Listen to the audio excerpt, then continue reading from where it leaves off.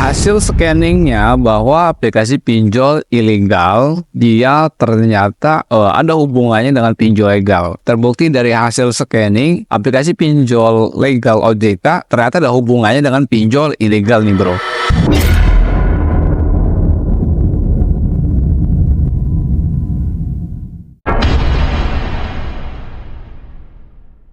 Kenapa pinjol legal itu kebanyakan sekarang sudah bisa keluar kodar untuk penagihan? Nah, teman-teman di sini gue sudah buatkan ilustrasinya di aplikasi Canva.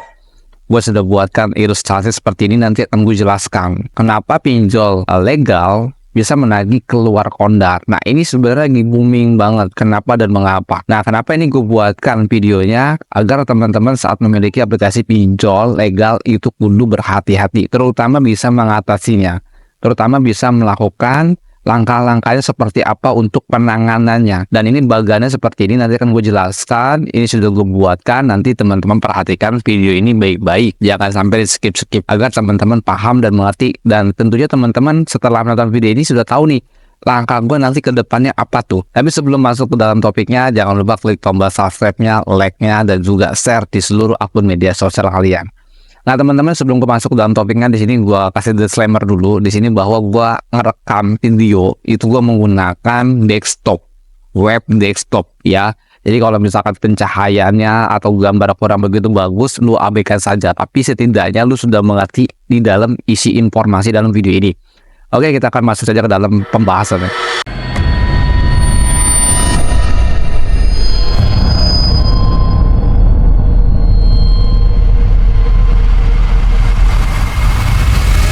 Assalamualaikum warahmatullahi wabarakatuh. Kita berjumpa kembali lagi di channel YouTube Plus Pinjol. Pada video kali ini gue akan membahas kenapa pinjol legal OJK itu bisa melakukan penagihan di luar kontrak emergensi bro. Nah kenapa? Nah ini kalau teman-teman lihat dari ilustrasi yang gue buatkan, pinjol itu sebenarnya satu server. Ya, satu server ya. Kebanyakan server-server dia itu ada di negara asing ya, ada di negara asing. Nah teman-teman juga harus paham ketika memiliki sebuah aplikasi pinjol legal OJK. Nah, kalau lu punya pinjol legal OJK, itu semua kemungkinan belum tentu aman. Terutama aman dalam segi data lu. Pengelolaan data lu itu seperti apa? Lu tuh nggak tahu. Nah, selanjutnya teman-teman, apakah aman data gua saat masuk ke dalam pinjol legal? Nah, ini kan kalau masalah aman atau tidak aman, ini kan sebenarnya rahasia dari sebuah aplikasi atau perusahaan dari pinjol tersebut, terutama di pinjol legal. Tapi teman-teman harus tahu juga sisi gelapnya seperti apa di pinjol legal dan ilegal. Nah makanya banyak sekali kecurigaan bahwa data Anda itu di pinjol legal belum tentu aman. Nah, belum tentu aman. Yang tidak aman maksudnya apa tuh bang? Nah contohnya gini, lu punya pinjol legal OJK ya, sedangkan aplikasi pinjol legal OJK tidak ada yang namanya akses kontak, log panggilan dan lain sebagainya. Namun entah kenapa DC-nya atau pinjol itu mampu melakukan penagihan di luar kontak emergensi. Di sini videonya yang gue buatkan sedetail-detail mungkin. Kemarin sebelumnya gue sudah buatkan tapi nggak detail. Tapi sekarang gue sudah buatkan detailnya. Teman-teman tolong perhatikan. Di sini gue langsung menjelaskan ke dalam bagan yang sudah gue buat. Di situ teman-teman sudah melihat bahwa ilustrasi pinjol satu server. Oke, teman-teman di sini akan melihat dari di bagian ini data center pinjol. Data center pinjol ini adalah sebuah wadah ya, kita ngomong bahasa kita aja lah ya, sebuah wadah penyimpanan data. Contohnya gue kasih ilustrasi seperti ini bro. Ini sebuah wadah ya, semua data-data itu masuk di sini semua. Misalkan ya, lu pengguna pinjol A, lu misalkan pengguna pinjol A ya, lalu pinjol A ini adalah pinjol ilegal satunya. Ketika lu mengajukan pinjol ilegal ini, masuk data lu ke dalam data center. Sama halnya ketika lu punya pinjol B yang ilegal, masuk juga, dan seterusnya seperti itu ya. Nah, selanjutnya ketika masuk di sini, tentunya akan dikelola oleh pemilik data center tersebut atau pemilik dari developer tersebut. Dikelola lagi bro. Dan selanjutnya, kalau misalkan ya, lu gagal bayar di sebuah aplikasi pinjol ilegal, ya di sini. Misalkan di sini ya, pinjol ilegal ya, pinjol ilegal di sini ya, teman-teman perhatikan di sini ada yang namanya DC pinjol ilegal. Wah, beri nama dulu ya.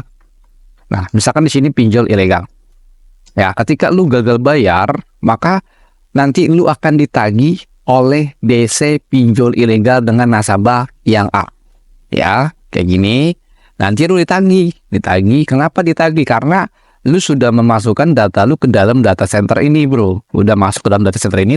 Tentunya DC dari pinjol ilegal ini akan mendapatkan data itu dari sini. Dia ngambil data itu dari sini. Ya, makanya data-data lu seperti KTP, log panggilan, dan lain sebagainya masuk ke sini. Ya. Terus yang keduanya adalah di sini misalkan ada lagi DC pinjol legal. Nanti gue buat dulu ini DC pinjol legal. Ya, biar teman-teman lebih paham lagi. Nah, ini contoh ya. Nah, contoh.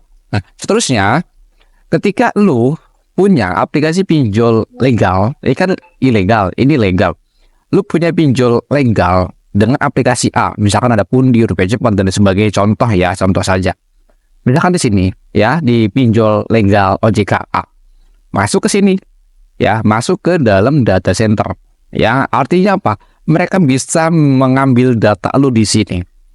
Bisa mengambil data lu di sini, ya. Nah, selanjutnya dari DC pinjol legal bisa ngambil data di sini.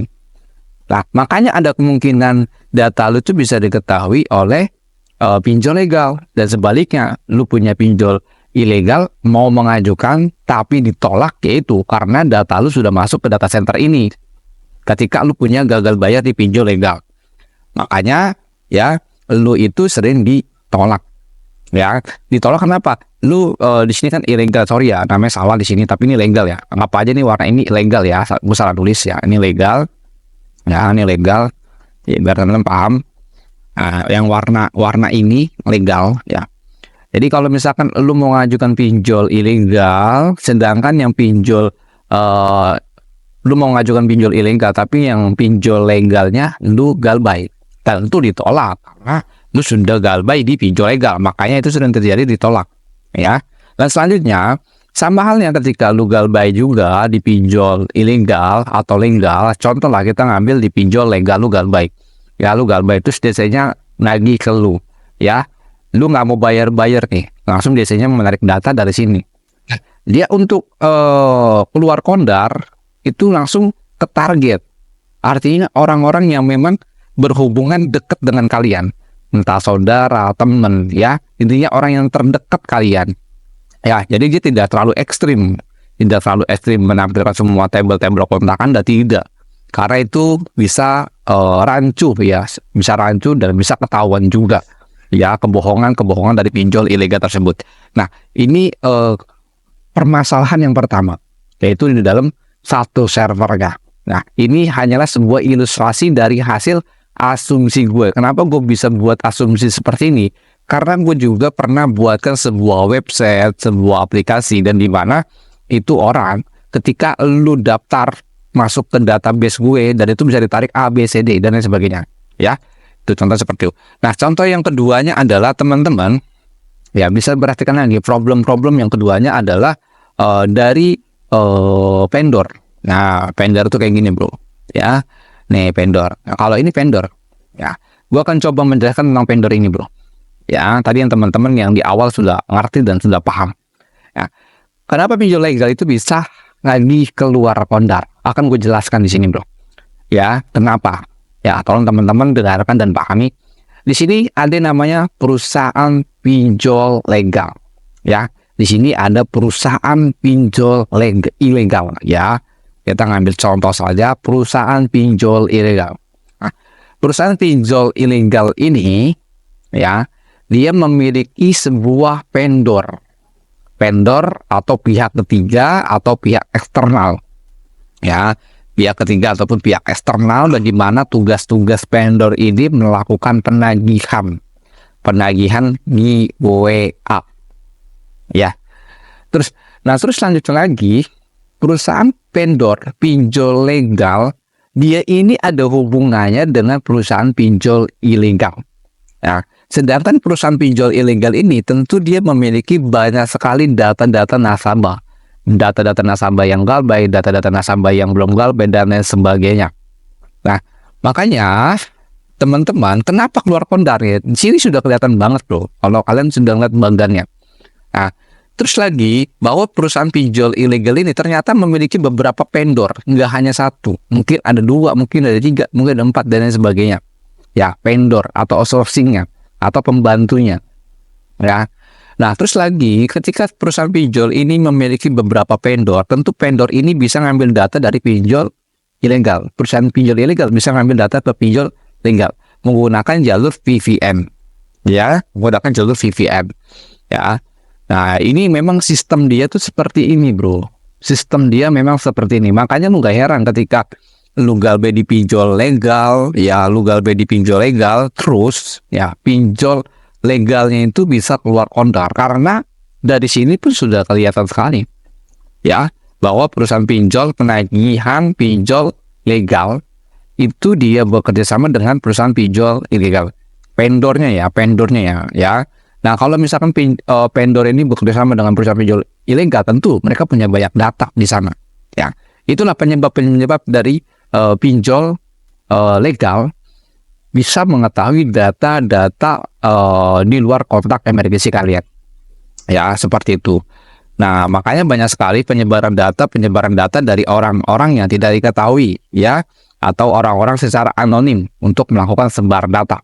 Nah, di sini gue akan berikan beberapa buktinya bahwa aplikasi pinjol ilegal ya ada hubungannya dengan pinjol legal, dan sebaliknya bahwa aplikasi pinjol ilegal ada hubungannya dengan pinjol legal. Artinya dia satu server.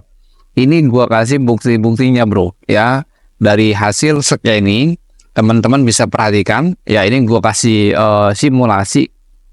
Ini gue kasihkan sebuah contoh, ya, dan dimana gue sudah melakukan scanning. Nah, hasil scanningnya dari aplikasi pinjol ilegal, dia ada hubungannya dengan pinjol legal.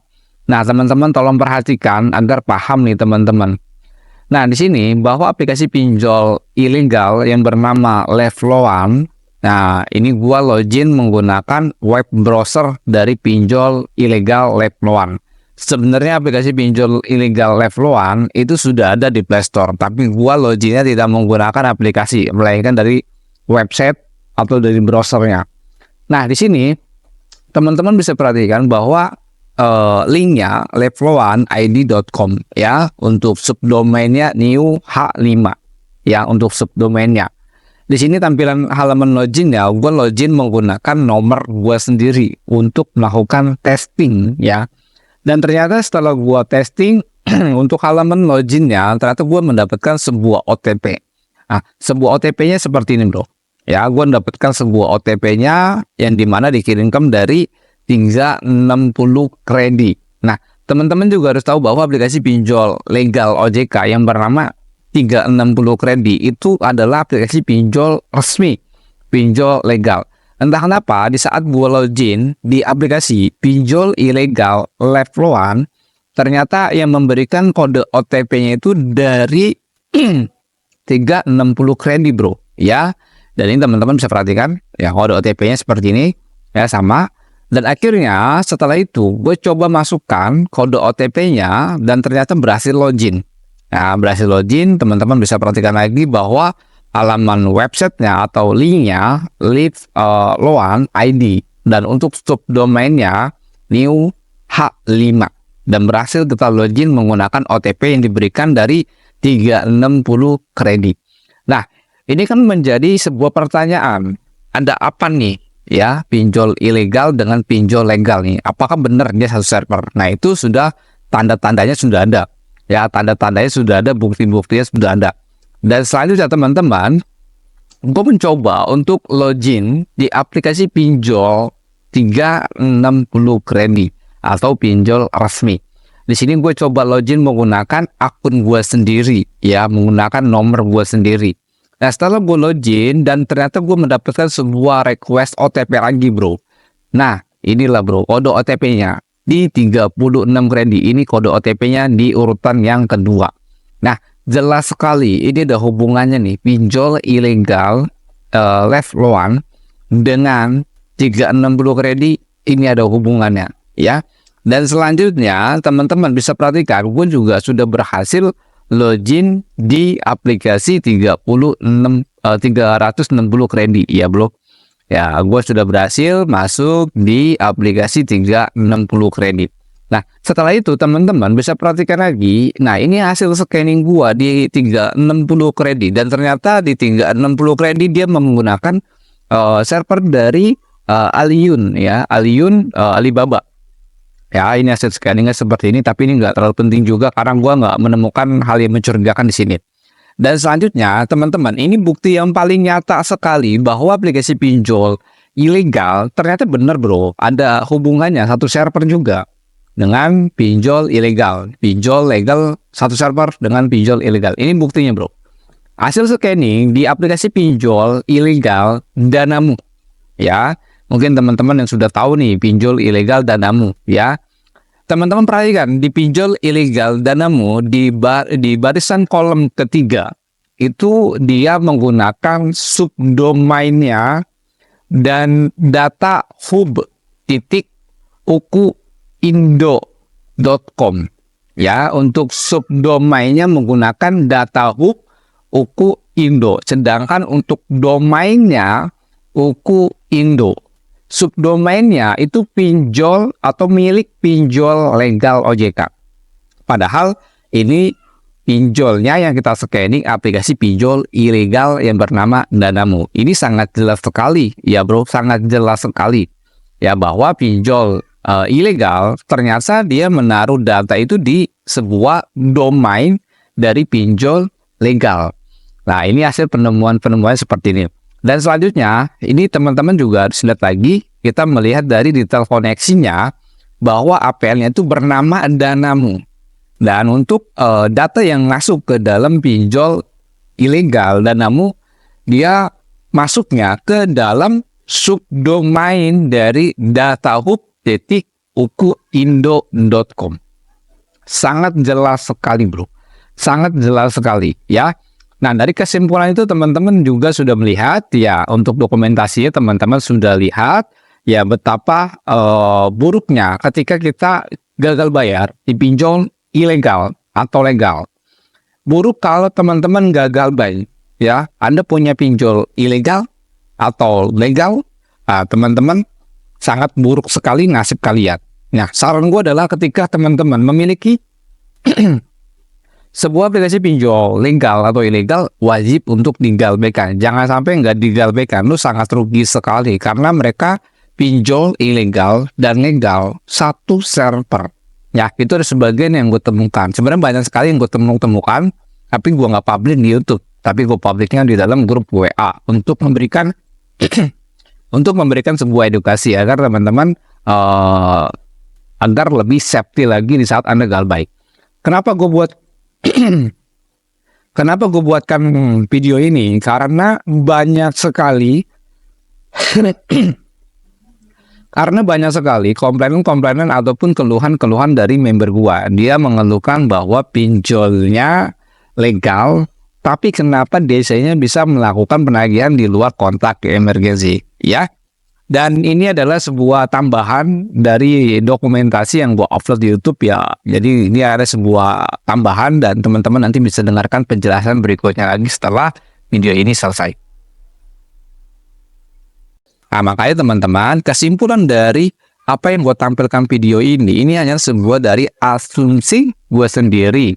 Dan dimana asumsi gue ini timbul karena terinspirasi dengan gue pernah buatkan sebuah web, sebuah aplikasi, dan dimana web atau aplikasi itu berbasis database, ya. Jadi semua orang tuh ataupun admin-admin atau siapapun orang yang terdekat dari gue bisa mengetahui data tersebut, bisa ditarik datanya, ya. Dan selanjutnya teman-teman juga, kesimpulannya apa bang? Kalau lu tampilkan seperti itu, kesimpulannya adalah kalau lu punya pinjol legal atau ilegal, lu galbaikan dan jangan pernah lu bayar, ya. Jangan, kalau lu bayar lu rugi banget, tolol sih kalau gue bilang. Kalau lu bayar itu lu tolol banget sih, ya. Udahlah ya, segitu aja informasi yang gue sampaikan. Teman-teman yang mau join, silakan join dalam grup Telegram gue. Ataupun yang mau konsultasi, telepon melalui WA, silakan saja menjadi member grup WA kita. Mungkin segitu aja. Assalamualaikum warahmatullahi wabarakatuh. Salam galbait.